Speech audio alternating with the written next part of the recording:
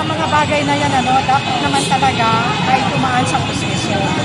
Mahirap mga sa ating bansa, maraming bagay, maraming mga dapat ayusin na hindi dinadaan sa proseso, kundi parang ginagapang na lang o sinusulan o binabayaran. Kawawa ang mga maliit, kawawa ang mamamayan ng Pilipino. Mother, matanong ko lang po dito sa issue ng pagbasura ng Supreme Court sa impeachment case laban kay Sara Duterte, kay Vice President Sara Duterte. Tama po ba to? Ano pong masasabi nyo dito? Nahaluan po ba ito ng politika? Sa mga bagay na yan, dapat naman talaga ay tumaan sa proseso.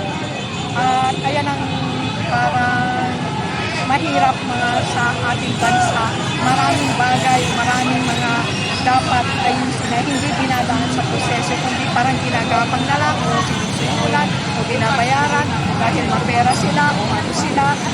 Kawawa ang mga maliit, kawawa ang mamamayan ng Pilipino. Dahil sa na yan, malaking epekto yan.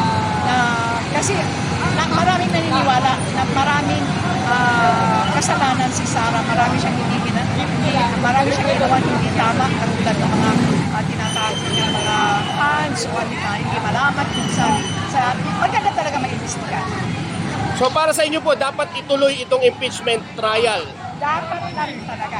Kaya nga nandito kami ngayon, nagsakripisyo, nagmarcha sa zona na ito, na sana makinig ang ating Pangulo sa mga mamamayang Pilipino kung ano ang gusto ng mamamayang Pilipino, dahil naniniwala tayo o tayong lahat na makapangyarihan ang bayan, ang mamamayan, at kaya na tinatawag na demokrasya.